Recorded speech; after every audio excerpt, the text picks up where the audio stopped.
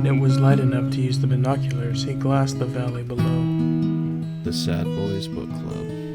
looking for anything of color, any movement, any trace of standing smoke. You forget what you want to remember. Then, he just sat there holding the binoculars and watching the ashen daylight congeal over the land. He only knew the child was his warrant. He said, if he is not the word of God, God never spoke. Oh man, Daniel, I've been walking down this road for weeks now. Oh, really? Yeah. You know what would sound really good at a time like this? Taking a shower? No. Eating food? No. Drinking an ice-cold Coca-Cola? You're goddamn right. Oh, I think I found something. Let me just dust this off.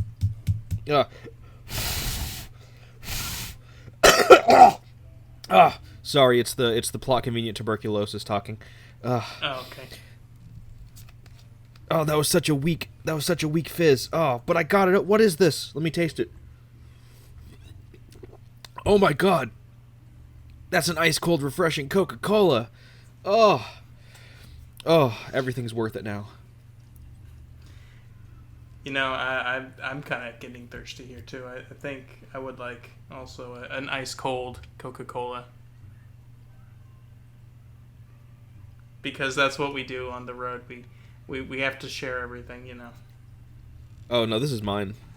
There ain't no boy that's gonna tell me to share my Coca-Cola with you. You're on your own. Okay, well, I'm very hurt by this. I'm a little bit taken aback here. I'm just gonna take my shopping cart full of canned peaches and pork and beans, and I'm going the other way. You're heading south, I'm heading north. This is it, the parting of the ways.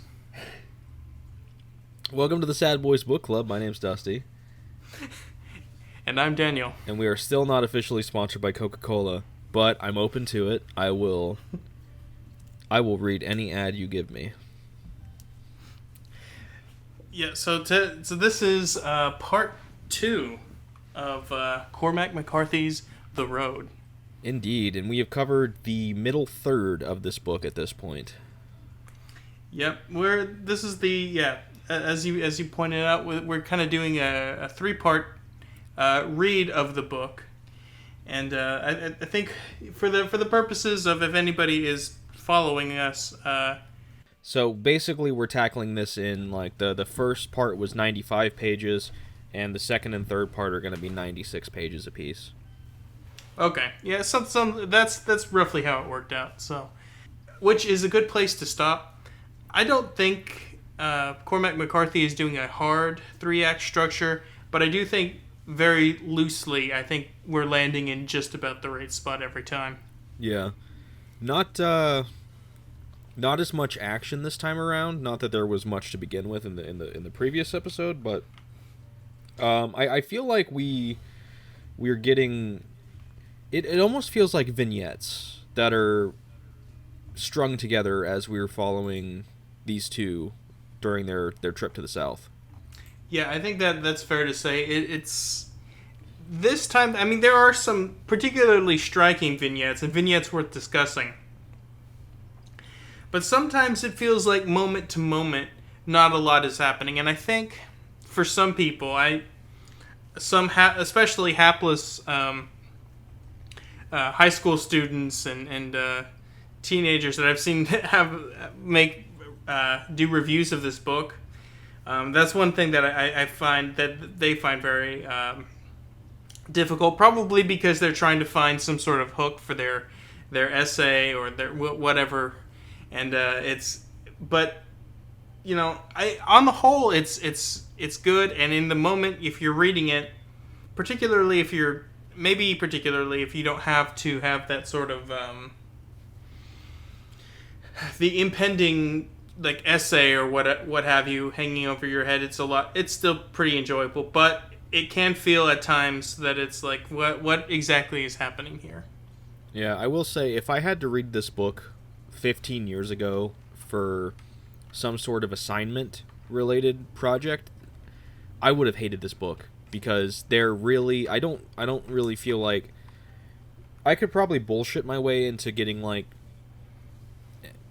somewhere between 85 to 90 on an essay for this, but I don't really feel like there is a huge amount in the way of huge literary analysis in the sense of what you could stumble upon as a teenager in school. Like professional book critics or literary analysists,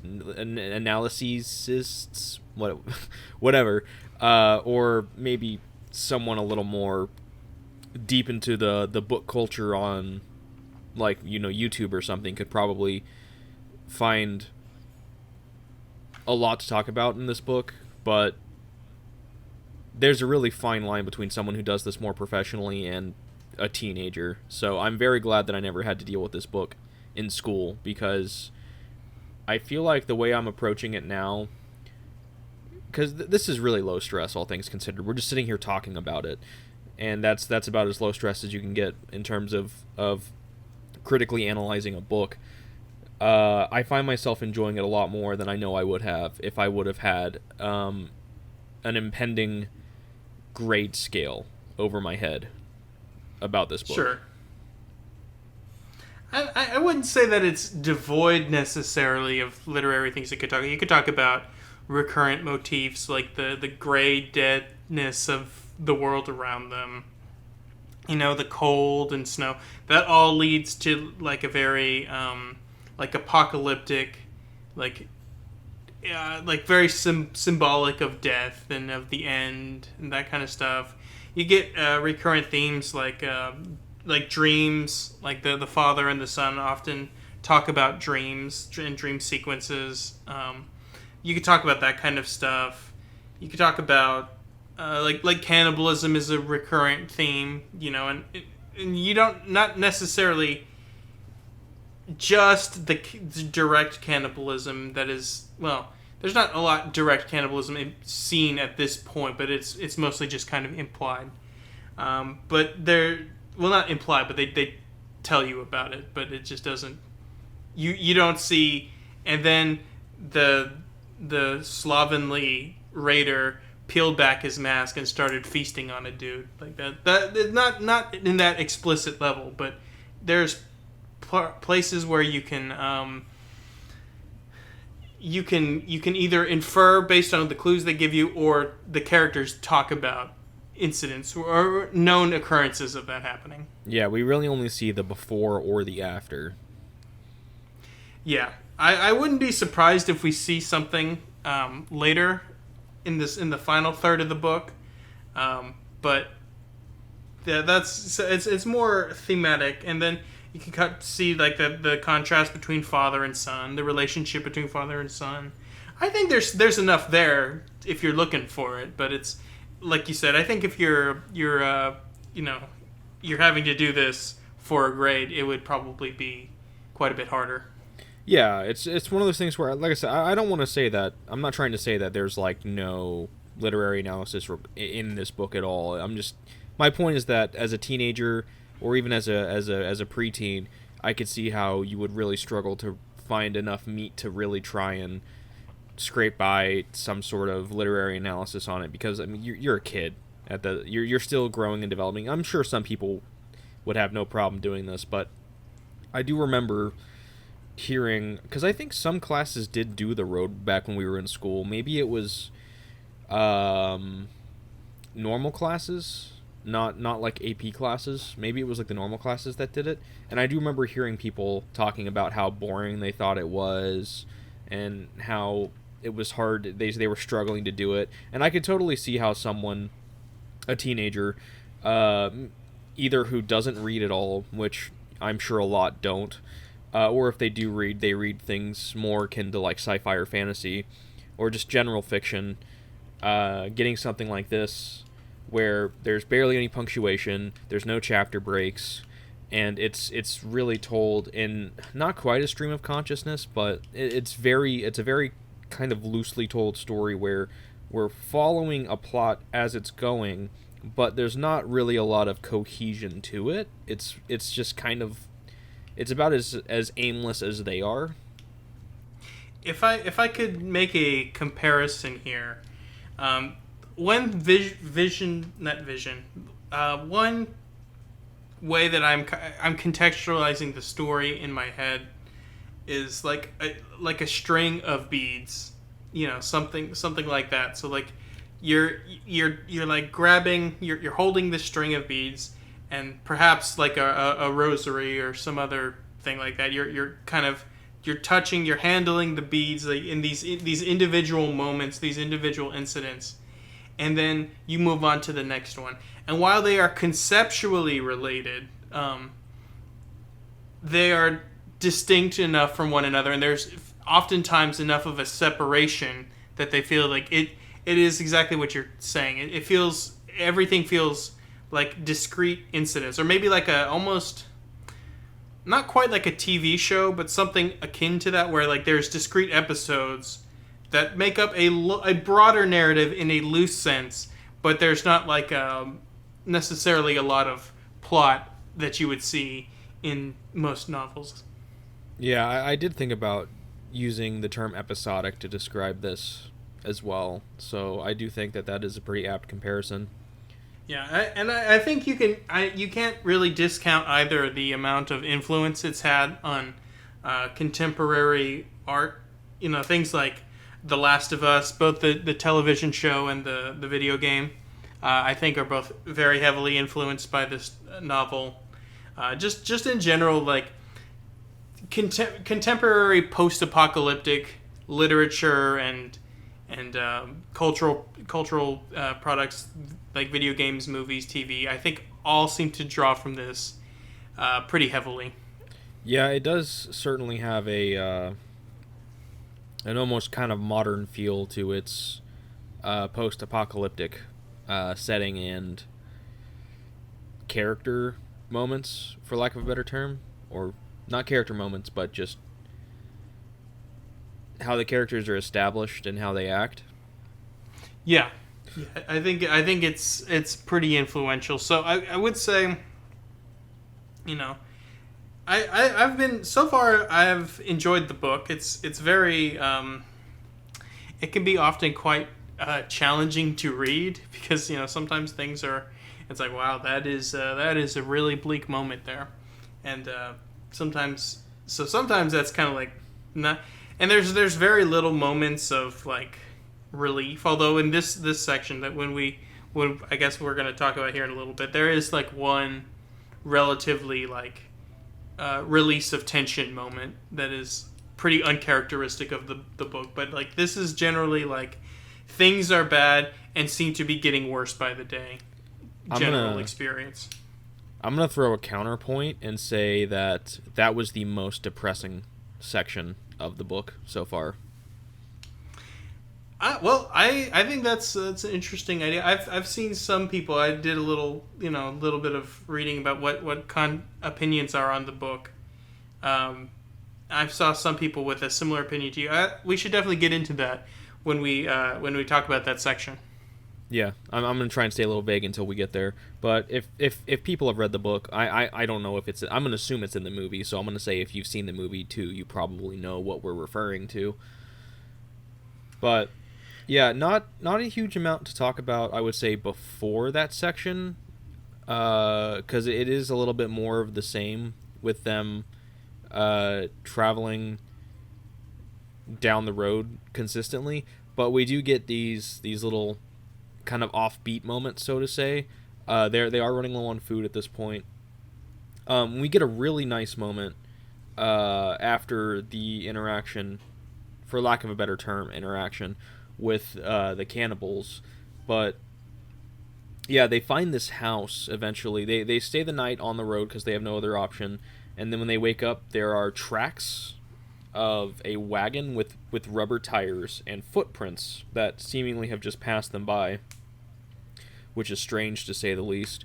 So the man is concerned, rightly so, and he grabs the boy and they they move on as fast as possible. They do a really really smart move. They do here is they make a bunch of tracks in the snow that are going and like looping around, making circles and going off and trailing to nothing before actually leaving, so as to throw off anyone that might try to look for them just purely through their tracks in the snow, because it had snowed pretty heavily recently at this point. It knocked down trees too, which I thought was really strange. I guess the trees were so weak that this heavy snowfall just knocked a bunch of them down in the forest a couple days prior.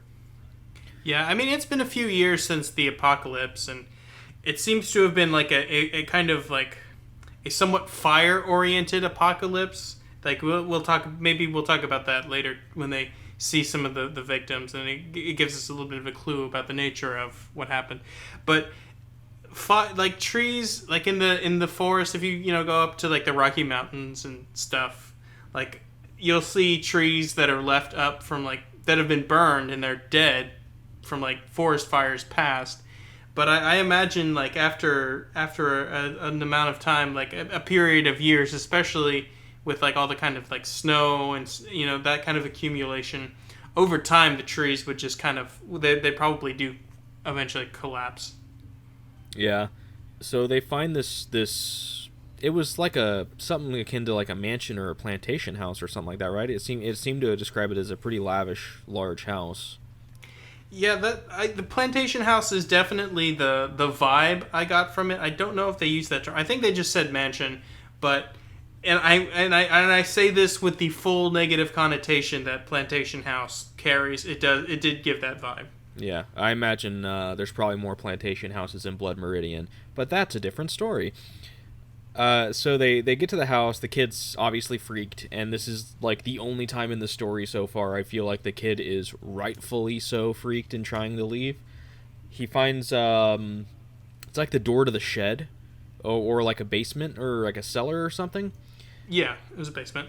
Yeah, and it's padlocked, so he goes and finds a shovel and breaks the door open, and they go down there, and there's a bunch of naked people, and there's a guy lying in the middle of the room on a mattress, and his legs are gone up to the hip, and they realize, oh, this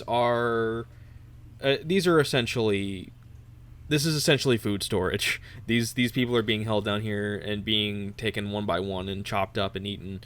So, So he grabs the boy, and they get out of there as fast as they can. The men are coming back. It's like, I think it's 2 men and a woman, right? It's at least 2 men and a woman. Maybe there's a little more. Yeah, it was something like that. They're coming back, so they have to essentially sneak out. They run. They take cover in the brush far enough away to where they can be hidden, but they can't really move any further because if they happen to walk out, they'll see them. So they take some refuge there for a night or so, or until it's dark enough that they can move freely. But doing so, ripped to the shopping cart, it's gone, and all of their stuff in it.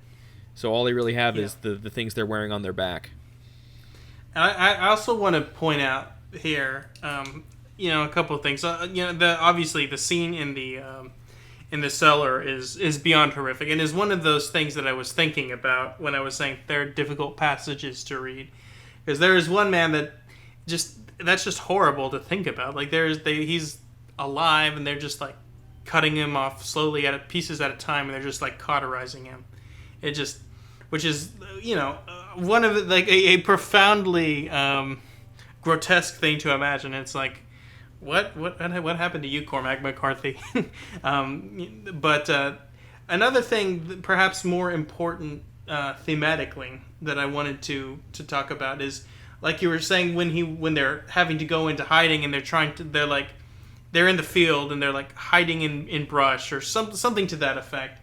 This is one of the time when maybe this is the first time that we see in the book where the father is really confronted with the situation where he may have to kill the boy, right? Because he knows, confronted with horrors beyond imagining. The idea of this cellar full of people reduced to livestock, essentially. he can't let the boy be captured, so he's kind of that this is the maybe the first time where he starts to think maybe I have to pull the trigger. And I think at one point he gives the boy the gun, right, and he tells him to put it in his mouth. Right? Yeah. If they get found, that he should essentially kill himself instead of being caught by these cannibals. Yeah, which is just unbelievably, an incredibly, horrific thing to think about, to have to ask your son to do. But it just, I don't know, it reminded me a little bit of the conversation that the father had with the mother. Obviously, again, I think there's different. Different people may feel differently about the mother, but I think this kind of it did make me think about that. That she was very.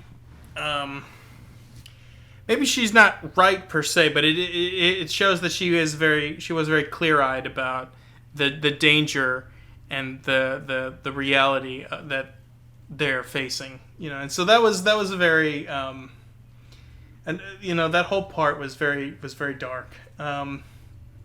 They also talk about the night a little bit in that section. They a lot of imagery of darkness and cold and of the grave. The nights are described at one point as casket black. So it's I think symbolically, that's what he's doing, and it may not be particularly novel per se, but it is very very effective. Yeah, I don't think you need to have some massive vocabulary of words in order to get your point across. I think saying something casket black it paints a good enough picture. You don't need to whip out these crazy fancy words to get the same point across. Although, as we said in the last episode, he does occasionally. Like, he'll be like very like normal, very plain spoken, and then he'll grab a word that'll have you reaching for the I guess to look it up on Google or something. Yeah, we still got a few in this section, and I don't know the word, but I understand the context well enough that I didn't need to see the exact definition. So after they finally make it away from the cannibals. Not really anything comes of it. They're able to hide out and move on, and they come to an orchard. And while the boy is sleeping, the man finds ostensibly some long since rotten apples in the field, and he goes into the house, and he is able to find a secret hatch in the floor that reveals, I don't really, what was it, a reservoir? Are you talking about what are you talking about? Are you talking about when they find like the? Are you talking about the well? Oh, was it a well? Yeah, I think that's what. Yeah, they found a well, and this is before the when they found the basement that you're talking about, right? No, this is immediately after the cannibals, where he finds the apples. And sorry, not the cannibal basement, the bomb shelter or whatever. No, this is before that. Okay, yeah, I think that was a well. Okay, I because it was like a hatch under the floor in the house, right? There was a cistern filled with water. Yeah, that's essentially a well. So it says, let's see. He swept the boards clean and knelt and hooked his fingers into the ring and lifted the trapdoor and swung it open. Down there in the darkness was a cistern filled with water so sweet that he could smell it. He lay on the floor on his stomach and reached down. He could just touch the water. He scooted forward and reached again and lapped up a handful of it and smelled and tasted it and then drank.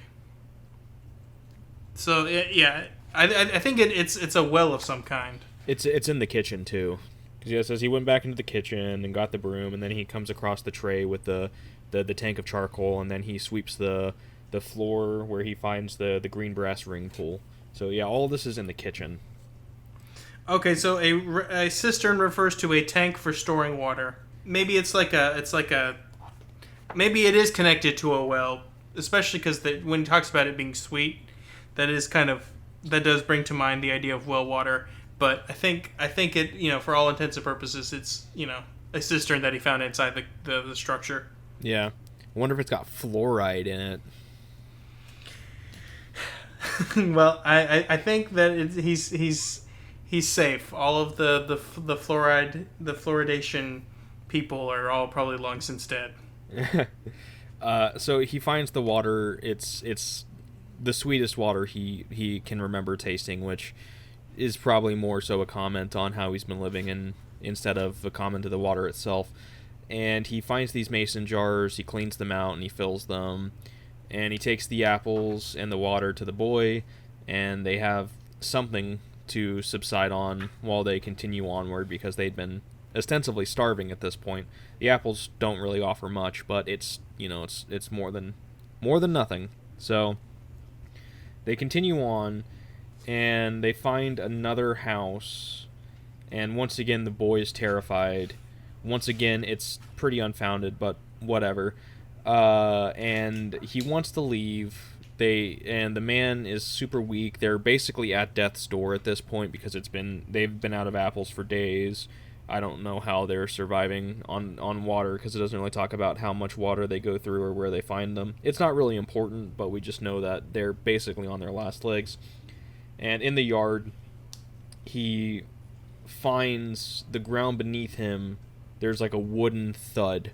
So he gets the shovel, he digs out, and there's a door, a hatch under the earth, and he eventually pries it up and goes down, and he realizes it's a bomb shelter that was built before the war, obviously, or whatever, the nuclear blast, and it has not been touched. There is boxes upon boxes of food, supplies, water, heat. There's bedding, there's plates, cutlery, every it's a bomb shelter. It's exactly one of those doomsday preppers. It's something that they did, and they just never had the luxury of taking advantage of it before their death. I don't know. I would say that they have the good fortune of not taking advantage of it, because if you live long enough to be in the shelter, that means that what's outside of the shelter is maybe not worth living through. Yeah, and this is what we were referring to earlier. When we were being a little vague, I definitely think that there is a lot of positive connotation you can take from this because it is very much a chance to rest, a chance for them to not necessarily start clean, at least metaphorically. Literally, they are starting clean. But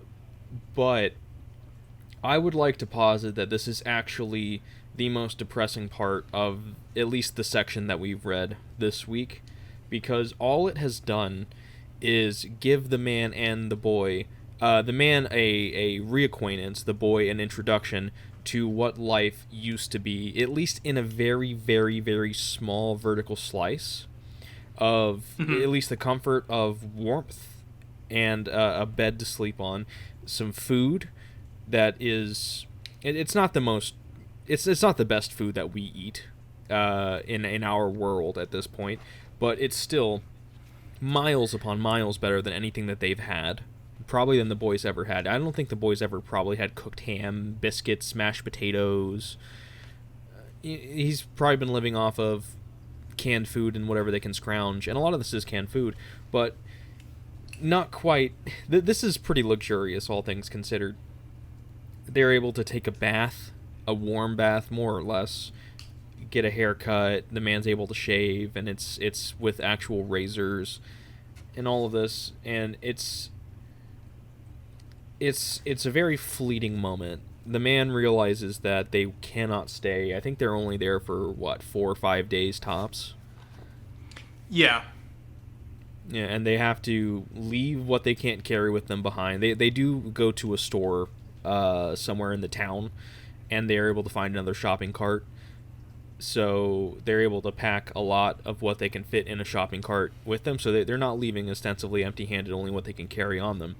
But they're still leaving the rest of it behind, and this is just... I think the man himself at one point thinks that it is almost unfortunate that they found the bunker because they were so close to death as it was. Maybe it would have been better if they did starve and die. That is true. I mean, there is a truth to that. But he's kind of come around that way when into the thinking of his wife that he was very, not to keep bringing that up, but it's just something that I've thought about a lot. It's just like this idea of at what point is it, and I think that's this something that I would say is one of the themes of this book. It's kind of like what, yes, life may continue, but is it worth it continuing? And this is also kind of this ground is kind of retrod later when they find a traveler. But before we go there, I mean, to a certain extent, yes. I guess there, the end of their suffering would be a positive thing, but we kind of have to look at it from the perspective of and obviously by doing this they are essentially prolonging their suffering, I guess, from a certain perspective, right? Because you have to be alive to suffer. But I think it's still incumbent on the father to try to, like, he's toast, right? He's got literary tuberculosis. He's coughing up blood in increasing quantities now. He's having moments where he's feeling very weak and it's very difficult for him to continue. So yes, it would be, it is kind of depressing from that standpoint. But them finding this cache of food is very, very extremely beneficial from the standpoint of having his son completing his mission of getting his son to the coast. It's on the one hand, it's a short-term gain in the sense that they have this quick break, and it's going to sustain them for maybe a couple of weeks before they're out of food and right back in the same position they were in before they found it. So it's a short-term gain in that regard. It's a long-term gain in the sense that they are it's gonna greatly increase their odds of making it to the coast, as opposed to if they wouldn't have found it, they honestly probably would have died within a couple of days otherwise. So yeah, I don't think it's necessarily supposed to be a tragedy that they found the bunker, but I do think it is one of the more behind the scenes depressing sections of the book because of what it means moving forward, seeing that very small scope of what a not necessarily carefree life could have been, but a little more of what life could have or should have been, that this apocalypse is taken away, and now that the kid has gotten a taste of it, and now that he's back to being on the road, being dirty, being hungry, being thirsty, being constantly in fear. Not that he wasn't afraid while in the bunker, but still without those walls surrounding them and the warmth from the heaters. It's once again that ever-present gnawing fear. So I don't know. I definitely see how it could be taken as an overall positive, and it might be a net positive overall, but I think we would be remiss not to mention a bit of the negatives that come from having that small luxury for those few days.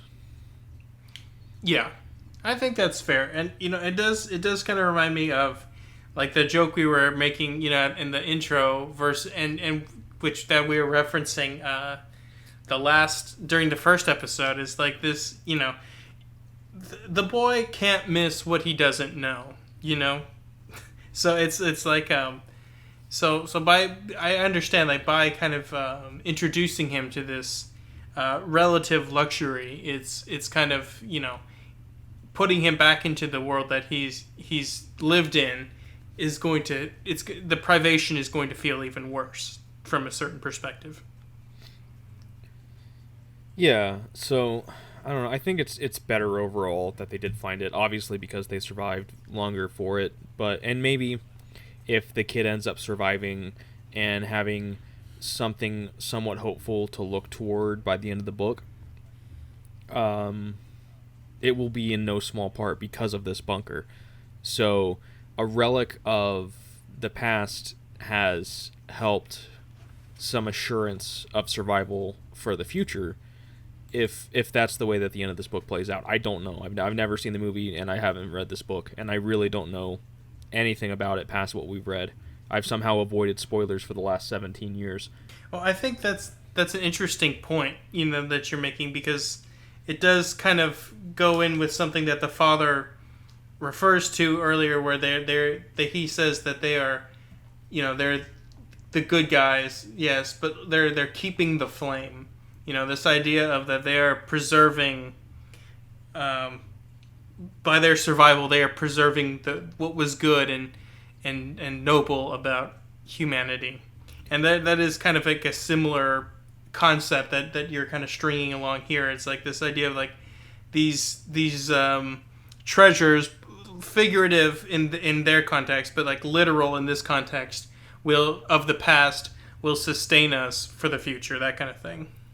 Yeah, which, speaking of the keeping the flame, I have only seen the movie No Country for Old Men, but I saw recently some talks about the book, or at least the book compared to the movie. I think this was mostly about the movie itself, but the person I was watching made some comments about the book as well, and it seems, at least this person posited, that McCarthy takes something from his previous book and brings it forward to the next book. And if you remember, in the movie No Country for Old Men, at the end, when you have, I don't remember the character's name, Tommy Lee Jones's character, when he's talking to his wife about the dream he had, I think it has to do with his father and his father moving on, and I think the point of it is his father has moved on to the next stage of his life in the afterlife, so to say, and he knows that when it's his time to go, his father will be there waiting for him. I think that's what it's been a long time. I could be flubbing some of the details here. Well, it's not. That's an interpretation. That's not really how it's presented. He presents it very plainly. Like he kind of gives it like an ambiguous kind of ending, or he kind of. But I think you're right in interpreting. That's what the dream means. But it's just he just gives you the symbols without any context. Yeah, which, I mean, the main details aren't really the most important thing here, but there's something he says about how his father. Oh, I don't. This is my bad memory showing here. I don't remember if it's the father saying that he is carrying the flame and he is moving on, so that when Tommy Lee Jones comes to meet him, he will have the flame to guide him. I think that's what it was, but he talks about having the flame and carrying the flame on, or at least having his father do that.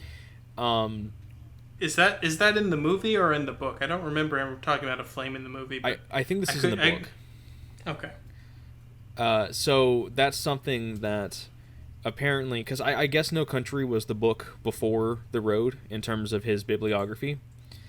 Mm-hmm. So that's something that I've heard that is something he brought, a concept that he established at the end of No Country that he brings forward into The Road, which I think is really cool if that was his intention, and that was something that he had planned and executed with both of those books, even though they have nothing to do with each other. I don't think The Road is a sequel to No Country for Old Men, but you have that similar thematic idea that is very loosely kind of established in No Country at the end, and this idea of man bringing the flame, this like metaphorical flame used as some sort of torch, this beacon for advancement in the future or something like that. Kind of like what flame was for humanity back in the Stone Age, not the caveman era, whatever. You have that same symbolism with the flame in No Country, and then you bring that forward, and you have the man talking about how him and the boy are the flame, and or they're carrying the flame rather, and I'm assuming that flame is supposed to be the flame of humanity, the flame of survival that is going to help lead them not necessarily out of this apocalypse, but toward a future of mankind and not extinction. I can't take credit for a lot of this line of thinking. A lot of this is coming from that thing I watched where someone brought up the thing from No Country, and I'm like, oh, that's really cool. And seeing it being reincorporated again, at least textually in The Road. So this is not me being big brain super smart. Look at this theory I came up with. I had a lot of nudges in this direction and basically was flat out told in other ways that these things, because I haven't read No Country for Old Men. So this is just information I've been given, but I do think that's really cool all the same. If that's what McCarthy intended with it, it's just a fun little tidbit that connects the books. Yeah, I intend for us to get to No Country for Old Men at some point, and that would be interesting to especially when we go through that book, to kind of make that connection, see if see what's actually there. Yeah, if I'd have known that prior, I might have picked No Country for Old Men instead of The Road, because that was when I was talking to you about the next book, that was what I was down to. I was like, I'm thinking either No Country or The Road, and my thought process for The Road was both of us had never seen the movie and had never read the book. But we've both seen No Country for Old Men, so maybe it would be more fun to do The Road first, since it's something that we don't really have any prior knowledge to in one media form or another, whereas with No Country for Old Men, we'd both seen the movie, so we would be going in essentially knowing we would know the structure of the plot more or less, and we would just be getting any additional details that the book would give us that the movie didn't. Mm-hmm. Yeah, maybe we can come back around to it, like I said, but I don't necessarily mind doing The Road. I think, I think there's a lot to be said for The Road. I really like the movie No Country for Old Men, but there's, I've appreciated tackling something that's completely new. Yeah, and like I said, if I'd have known about this thematic through line between the two books, beforehand, I would have picked No Country first, because that would have made for possibly a more interesting thing to talk about when we got to The Road second. But now it's something I'm just kind of like, oh, this is what I've heard about the book, so maybe we'll be able to, in the final episode for No Country for Old Men, whenever it is that we cover that book, because we will. I'll tell you right now, we will cover it. I don't know when, I don't know how or where, whatever, but it will be done eventually by us. We'll probably come back to it at that point, but who knows? There's another little section before we move on. Another example of Saint Little Boy. He offers like this sort of. I remember when they get to the into the bunker, he initially has a sort of. I don't know, like a little bit of a question about, are we, why are we taking this? It's kind of like this idea of him being a little bit like, are we stealing this? There's a little bit of a moral ambivalence there in him, and he's so, the man tells the boy that that they are, and this is like a framework that he uses with his son to kind of like help him make sense of the world, is like the good guys and bad guys, right? And he says that the people that made this place, the bunker that filled the bunker with supplies and stuff, were good guys that died before they could get in there, and that the good guys would want them to have all the supplies and shelters and shelter, and all that. Which, we don't necessarily know, what kind of people they were. I would posit a lot of people that do have prepper bunkers are maybe not the kind of people I would get along with necessarily, but it works well enough for this kid, right? And he's able to accept the availing themselves of the bunker, and he has this sort of moment where he gives this prayer of thanks, to the people that had owned the bunker, And that's something that I thought was very striking. Again, it's like this idea of this little boy who's he's it's just another example of him being this sort of symbol of the innocence and the good of humanity that I found very striking. Yeah, it's just another. It's another in what will not be the last today of cases of the boy being a symbol of purity or innocence, something that was seemingly lost in this new world. But the maybe I don't know, maybe that's the flame that he's talking about is the this kid's innocence and purity. I think that is true. I think the boy, to a certain extent, when you tie it back to the opening, right, where the guy says he only knew that the child was his warrant. He said, "If he is not the word of God, God never spoke."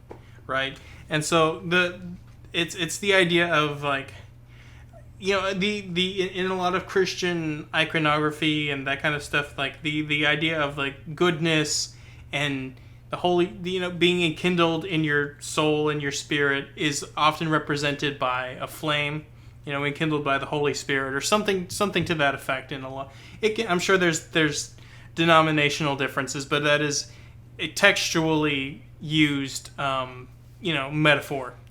And so I think that this is kind of an allusion to that in a certain way. Is it like the boy, he is keeping the flame of like this, of the goodness, of the innocence, and I think you correctly point that out. Is that the boy may be to a certain extent the flame in and of himself. Yeah. So I feel like it's kind of tough to say. This is very much a we could theorize all we want, but we don't truly know. But I feel like they probably could have stayed in the bunker. I think the man probably could have come up with a better way to hide the bunker from anyone passing by, because what he ended up doing, and he admits this is a pretty flimsy ruse, but it will work for the time being, is he puts a mattress from the house over the bunker door, because he can't very well cover it back up with dirt. But I feel like if given enough time, he could have come up with something that would have hid them well enough to where somebody would have had to have been actively looking for something in order to find them. And I think that they maybe could have spent more time in the bunker. But I think that is true, but you also have to take into account that he is working on a very short time frame. Like he has tuberculosis and is dying, and will die soon. So I feel like he has this feeling where, like, I think that also influences him and why he doesn't stop is is like this idea that I have to keep moving because I don't have much longer left. yeah, and that probably has a not small part of his line of thinking as to why. But yeah, it's just one of those things to where it sucks to see potentially all of those supplies not really go to waste, but go to waste relative to them. Yeah, I hope that some other good guys, to use their framing, find it. But there's a part of me that fears that it's only going to be exploited by those terrible cannibals and road agents. Yeah, so they're forced to move on, and we get probably one of the more, I don't want to say ambiguous, but I would like to say interpretational encounters in this section, where they find an old man who is it Ellie or Eli that he calls himself? I think it's pronounced Eli. Okay, because it was Ely, and I was reading it as Eli, but I could understand somebody saying Ellie at the same time. But they find this old man named Eli, or he calls himself Eli, but he admits that that's not his actual name. And he says he's 90, but the man also doesn't believe that. He's been walking on the road. He has this thin stick he uses as a cane. He may be partially blind. I don't, because it seems like he said he only really sees them in shapes more than anything else. He probably has cataracts or something like that. Yeah, so the boy wants to give him food.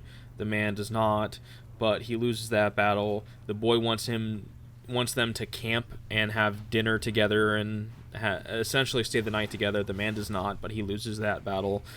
And they have this conversation that can probably be taken in a bunch of different ways about the state of the world, the state of people, the boy, God, all these things in only really just a handful of pages too, which is interesting. And then they part ways the next day with and the boy forces the man to essentially give away a couple of cans of food before they all go on their separate ways. But something I want to talk about this encounter with the old man. I don't.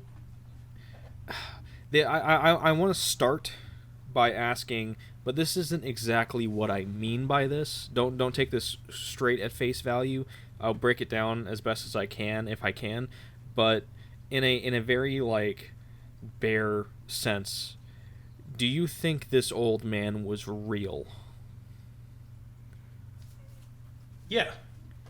Like I think that he was physically there, he was present, he was a real person that existed. But what I mean by do you think this old man was real?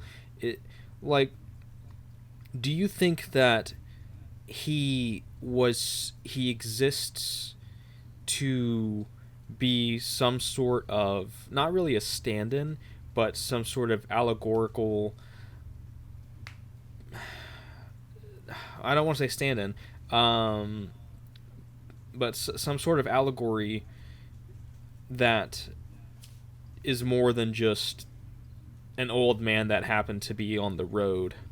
I guess for an example, in some stories, you get something to where there's this man that the character stumbles upon, and they're very strange and unorthodox, and you can't help but wonder, how did this person get to this point? Because when you think about it logically, you can't really come up with anything, and then before you know it, that character is gone, seemingly vanished or something like that, and you're kind of left scratching your head. And there's the question of, was that God that came to visit me or something like that? A good example off the top of my head, I could think of is, if you remember, there's that stranger in Red Dead Redemption that you meet, and he seems to know everything about John Marston, and it's very like not creepy, but very kind of unsettling, and he seems almost not larger than life, but almost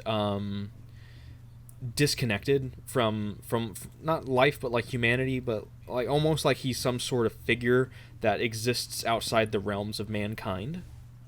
Mm-hmm. Like, I'm wondering if the old man is something similar to that. Maybe. I think that is a possible interpretation. I do think that there is that is kind of at least thinking in the right direction overall, because he calls himself Eli, and although it's spelled differently, he is the way he's talking about like things like there is no God and we are his prophets. I think that's one of the things that he says, right? And so yeah, that was a line I actually wanted to pick out, because that was an interesting one. I know in the book of Samuel, Eli is a prophet, so I think there might be a connection there. It's, and their whole conversation does take on a sort of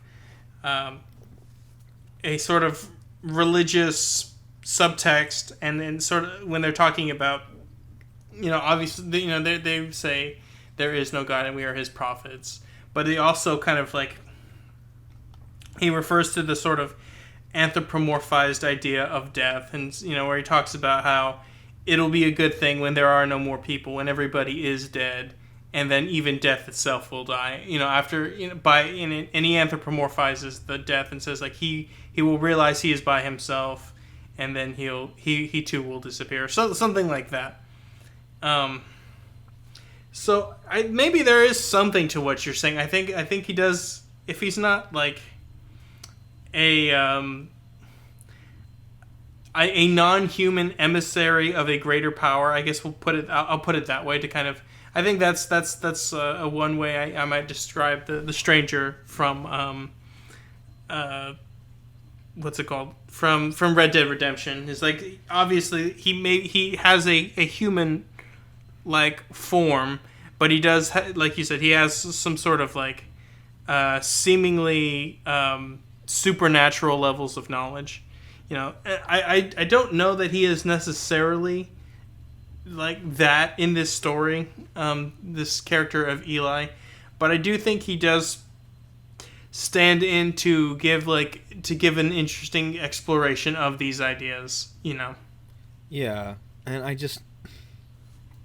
I don't truly believe, because one of the things they talk about, the man asks him how he's essentially still alive and still wandering the road at this point, and he gives some somewhat vague answers that he also kind of discredits at the same time, about how he doesn't travel with other people, which that's pretty clear, but he gets food from strangers, and the man's like, "Oh, you get food from strangers?" He's like, "Yeah," and he's like, "What people give you strangers?" He's like, "Your boy did." And it's like, okay, well, sure, but I don't really truly believe that there are enough people like the boy in this world, both in terms of how many people are left alive in general and how many people that are left alive have the same sort of moral compass that the boy has, that would stop and give some of their food to this old man who, realistically, if you were looking at it logically,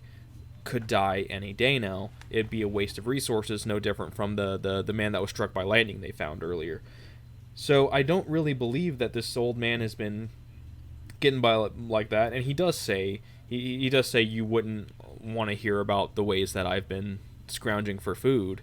So there is some idea of him scrounging for food in some less than desirable ways. I wouldn't throw out cannibalism, but not quite in the same manner that the men we encountered earlier were. No, he would be like a scavenger, like a vulture equivalent. Yeah. Not necessarily a predator. Yeah, exactly.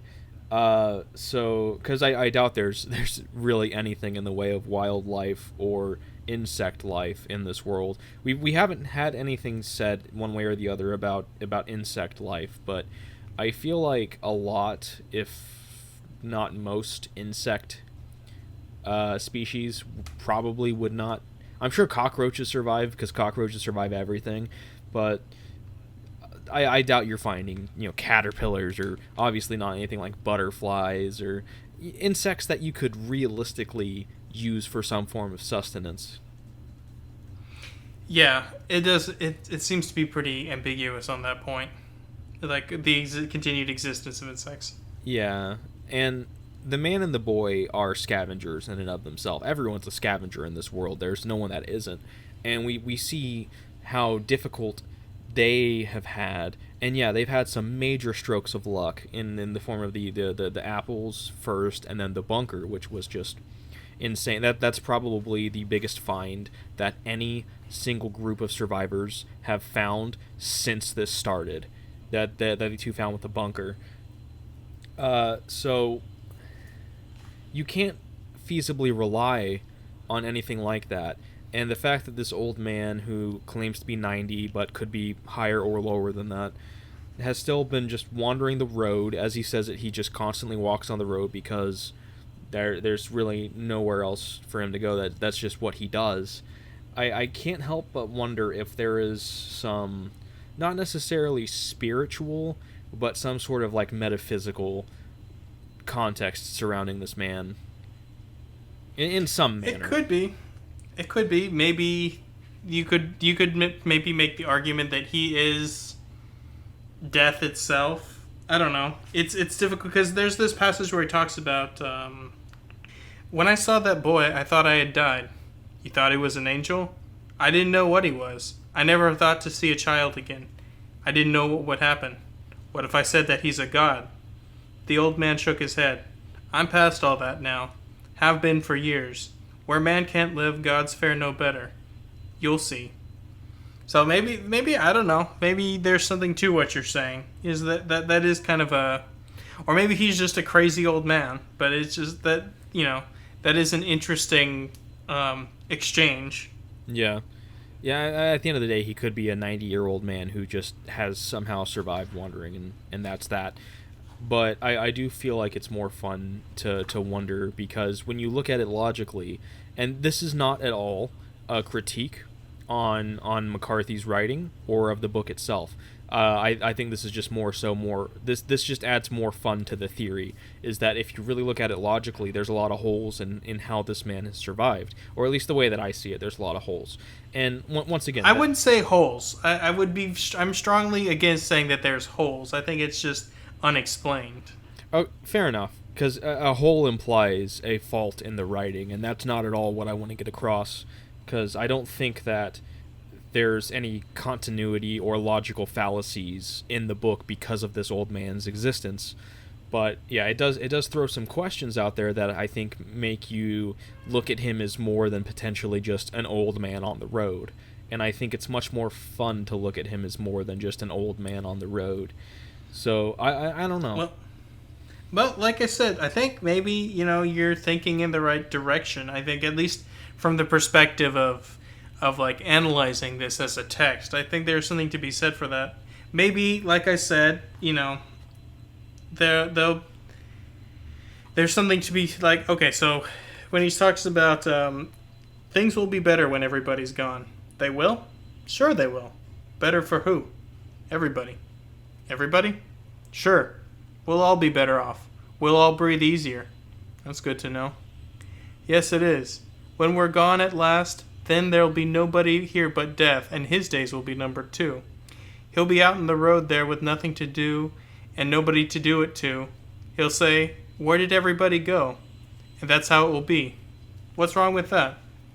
Maybe he is referring to himself there. If we are to take on this sort of, he is a sort of like metaphysical creature. Maybe he is the avatar of death. I don't know. I'm kind of coming around to your point of view there, because it is very challenging to imagine this idea of this 90-year-old man that has survived, not only the initial disaster, but has survived, at least let's call it 8 years post-apocalypse. We're just guessing the boy's about 8. He was born pretty much concurrent with the apocalypse. Let's say it's been about 8 years. I don't know. Maybe there's something to what you're saying. I think it's an interesting thing to think about. Yeah, and even if you don't want to look at it as anything more than just an old man they found, he still exists as yet another, but I would argue very important example of the purity of the boy. He was not at all thankful for the child giving him, basically convincing the father to give him all, give him the food that they did. He was like, and he did not want to give the child even his things like his name. He was just this just wretched, old, unthankful man. And I was just like, if my child, that is a manifestation of the good in humanity, gives you sustenance on the road, you had better be thankful to him. That was very, very distasteful to me, that he was not thankful, seemingly, for them keeping him alive another few days at least. Well, in that regard, he's no different than the man, because the man even tells him, if it was up to me, you'd have gotten nothing from us. It's because of the boy that you got anything. And the man himself says, if it was up to me, if I was in your position, I wouldn't give you anything either. So there's at least that mutual understanding, and I don't think it's necessarily... I feel like if you want to villainize the old man for that, you have to also villainize the man for saying, I wouldn't have given you anything if it was up to me. See, no, I disagree. The fact that he didn't give him anything wouldn't have given him anything, is all the more reason to be thankful to the boy to actually talk him into giving him something. That's all I'm saying. Like, if I'm the protector or father of protector of some sort of ward in the post-apocalypse, and someone does not thank them, I'm taking it back. I'm sorry. I'm like saying to the boy, okay, yeah, go on down the road for a little bit. I'll be right behind you, and then I'm jacking it right back from that old man and catching back up. Like, say thank you. Come on. It is a small gesture, and it would not have cost him anything but a moment. Sure. But in this like super jaded world, I definitely can see both sides of that argument. So they're walking. They part ways with the old man. Okay, so the father's condition is worsening. We see he's coughing. It's in the night he woke in the cold dark coughing, and he coughed until his chest was raw.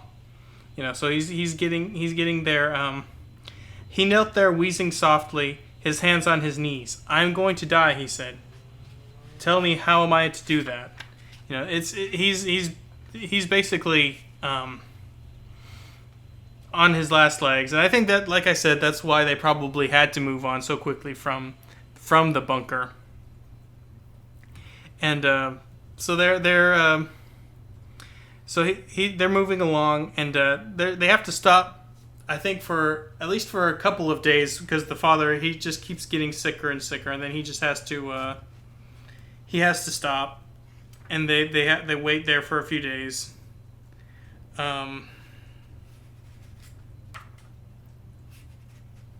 They find a train. Was there anything important with the train? I don't think there was anything super important other than it just being another relic of the past that they just kind of marvel at for a little bit and they move on. Yeah, there's yet another meditation on the world that has been lost. Oh no, that was actually before he stayed there. 3 days, 4. He slept poorly. The racking cough woke him, sucking gasps of air.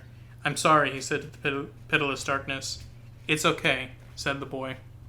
So yeah, he's not doing so good. Okay, here's another thing that it's interesting that kind of shows how the relationship of the boy and the man has kind of developed. Is like one night the boy woke from a dream and would not tell him what it was, which is a departure. And now that I think about it, I'm reminded of something that happened with the old man. Also, there's another like where the old man asks if the boy believes in God. The father says, "I don't know what he believes." So that does kind of speak to a certain estrangement, or at least if not like it shows like there's a gap between the father and the son that I think has kind of grown a little bit from when you compare it to the beginning of the book. And here, the boy is not telling him about his dream, whereas before, in other similar sequences, the boy will tell him about it. And I think it's kind of interesting in that respect. And so he also says, this is something that the father says that's kind of interesting to me. "When your dreams are of some world that never was, or of some world that will never be, and you are happy again, then you will have given up. Do you understand? And you can't give up. I won't let you."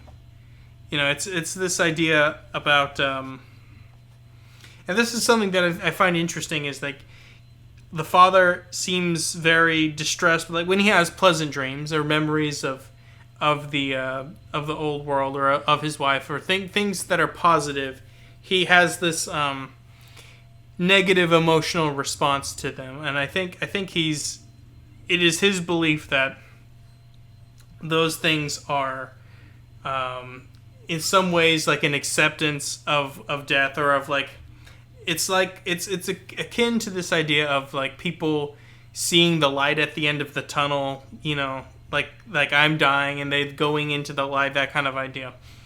I think he views it as something very similar.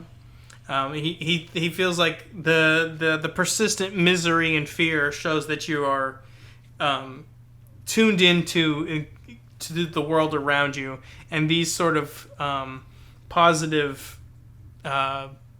dreams and whatnot are indicative of your mind wandering or accepting death. And so I think that's kind of an interesting concept there.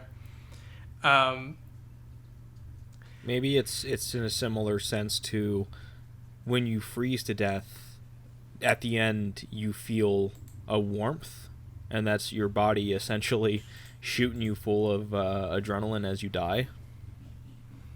Yeah, I think it is a very similar concept. At least that's his belief, right? I think that's what the father believes. Um, and I think that's an interesting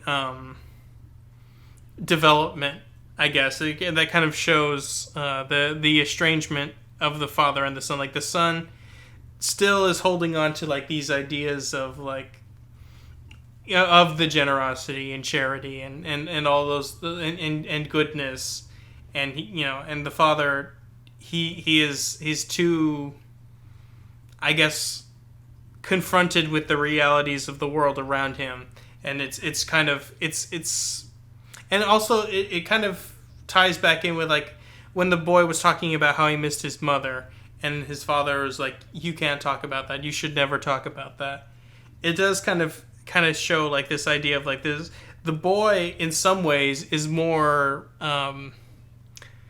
mentally well adjusted than the father. I would say the father in some ways is trying what he I don't know that he's necessarily successful, but he is imparting the some of the lessons that he imparts to his son are seemingly the wrong lessons, especially relative to our world.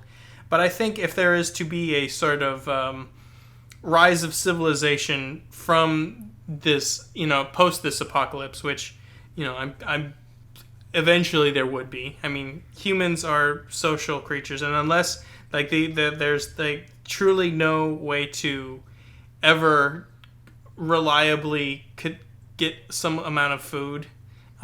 There, you know, I think eventually humans are social creatures. They will eventually find some way to recreate some semblance of a society, and if that is to happen, you need to have traits that are more like the boy than like the father. So I think there's kind of an interesting dichotomy of ideas there. Yeah, for sure. So the last thing we have in this section of the book is as they're traveling on the road, they find a section that has been very, very badly burned. I don't know if this is the results. I don't know if this may be like a ground zero or something around it. But the road itself has seemingly melted and reformed from the extreme heat, and there are corpses everywhere that are just the remains of burned bodies, and there's signs of even the bodies themselves being picked of anything that they might have had. There's all of their artifacts strewn about in various forms of melting, and it's this, I don't want to necessarily say grotesque picture, but it's almost this it's like almost like it's a moment in time that seems to have been immortalized through the fire. Yeah, it reminds me of like when you see bugs in amber. It's kind of like that because there's like these bodies that are like half melted into the remnants of the blacktop, and it refers to them also as like figures half mired in the blacktop, clutching themselves, mouths howling. And then it says things like the black skin, you know, referring to the tar from the road, stretched upon their bones and their faces split and shrunken on their skulls, like victims of some ghastly and vacuuming. You know, It paints a pretty terrifying picture. yeah, yeah. I mean, I will say this about Cormac McCarthy. He is definitely one of the more grim writers I think I've ever read. In his ability to capture potentially the worst of human extremity, Yeah. the most extreme circumstances. Yeah. But yeah, it's just one of those things like you don't really see a lot of in post-apocalyptic settings is these very extreme causes of death that may not necessarily elicit a positive reaction from the viewer. So. Mm-hmm. No, I think there's something very, um, I guess, real about what he describes it, because I think a lot of people, and it's hard. I don't necessarily want to make a moral judgment based on people enjoying a particular kind of a particular genre of fiction, but I think there's a lot of people that like things like zombie movies or zombie stories or post-apocalyptic stories. They like them for what I would regard as the wrong reason. Like they like them because they like to envision themselves as this sort of conquering survivor, unencumbered by the rules and mores of contemporary society. Like I think there's something because they envision themselves as the alpha, the predator, the survivor. Whereas I think they avoid, and I think sometimes the way that things are written and structured, it kind of lends into that. So these stories that should be about society and about people and about more uh, interesting ideas, they kind of become power fantasies instead. And I think that is something that Cormac McCarthy is very good at here, at steering out of this idea, this power fantasy, situation, and showing you, no, this is about as grim and horrific as you could possibly imagine. Yeah. I find myself, at first, this was something that took some getting used to because it's very outside the norm in terms of its format and writing, and not even so much like House of Leaves was, which was a very, very extreme example, but so much so in the sense that, as we said in the first one, there's very little punctuation, there's no chapter breaks, and it's a very weird book to get accustomed to. But I feel like once you do, it does read enough like a standard novel that a lot of these hang-ups that you might have had, that I definitely had at first because of these unorthodox methods that McCarthy used, they kind of go away. Or they don't go away, but you stop noticing them. It's like when you watch a movie and it has the letterboxing, because of the aspect ratio. Eventually you stop paying attention to the boxes on the side of your screen, and you're just watching the movie. I feel like it's a similar thing here with McCarthy's writing style, and I am at least glad that the human brain works like that, to where once you get used to it, it kind of shuts off that analytical side of you that picks those things out initially, because this book is it's good. This is a good book, and I'm glad that I am able to get past those literary hang-ups that I had initially in order to enjoy this to the extent that I feel like it should be enjoyed so far. Yeah, I think that's very true. I think, and I also did kind of struggle with it to a certain extent also. I had to, I was a little taken aback by the way it was written. But, like, once your brain adjusts, and it took me about, I don't know, 20, 30 pages, maybe more, but somewhere around there. You can actually come to grips with what's more important in the book, which is, like, the very, captivating depiction of the relationship of the father and the son. You come to grips with the more important themes. And I think that is definitely... to Cormac McCarthy's credit as a writer. Yeah. But I think that'll just about do it for us this week. Yeah, thank you everybody for coming along with us down the road one more time. I think we've got one more episode left on reading the book, and I don't know, very excited, looking forward to checking out the resolution of this book. But, thank you everybody for watching. I'm Daniel. I'm Dusty. And thank you for tuning in to the Sad Boys Book Club. We'll see you next time. Take care.